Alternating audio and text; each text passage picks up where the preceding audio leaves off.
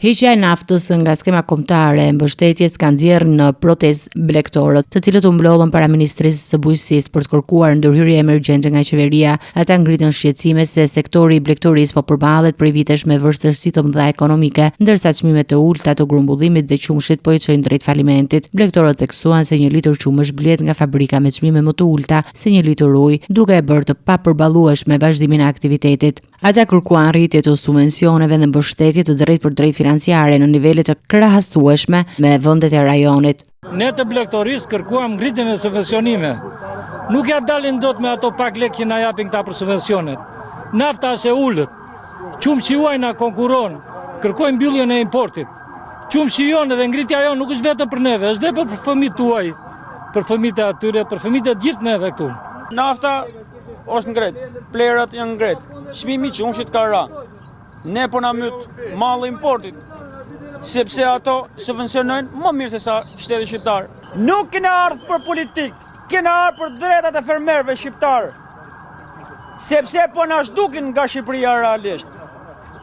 Nëse ministri nuk di të bëjë llogarit, të japi ndërheqjen ministri i Bujqësisë. Përmes një shkrese zyrtare, fermerët paraqitën një paketë me 10 kërkesa konkrete, ku ndër kryesoret janë subvencionet me mbi 20.000 lekë për çdo krergjethi dhe 10.000 lekë për viçat. Një tjetër kërkesë e përsëritur mbetet vendosja e një çmimi mbështetës për çdo litër qumësh për të garantuar mbijetesën e sektorit. Kemi 7 deri 8 herë më pak subvencione se vendet e rajonit. Me këtë duhet të konkurrojmë ne.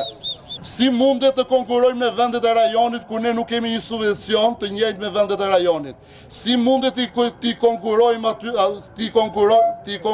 ata kur vendet e tyre subvencionojnë më shumë dhe taksat dhe prodhimet e tyre që vinë në Shqipëri nuk ka një taks të përcaktuar. Përfaqësues të blegtorëve zhvilluan dhe një takim me ministrin e Bujqësisë dhe ministrin e Financave ku diskutuan kërkesat e tyre. Megjithatë, pas përfundimit të takimit, situata u tensionua pasi fermerët që prisnin jashtë shprehën pakënaqësi për mungesën e një zgjidhje të menjëhershme. Sa është për krylop? Serbi ka 1.700 euro. 120.000 lekë të vjetra për lop. Qa është 120.000 lekë të vjetra për lop? Tani që të bëjmë, nëse ndryshojmë të ligjë. Prit na pështuj surati, thuj. Po se bëjmë. Prit pash na pështuj tani. Pse nuk ka shlufta për mirë? Pse nuk ka shlufta për rajonin? Pse një serbi na shkel me këmë? Pse? Na ka shkel 1 hektar, po na shkel prap. Pse?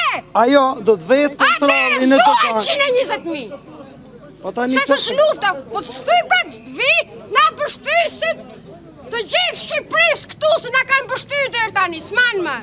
Nuk man më. Protestuesit kërkuan jo vetëm mbështetje financiare, por edhe masa konkrete për mbrojtjen dhe promovimin e prodhimit vendas, duke theksuar se pa ndërhyrje të shpejtë, sektori i blegtorisë rrezikon të shkojë drejt kolapsit.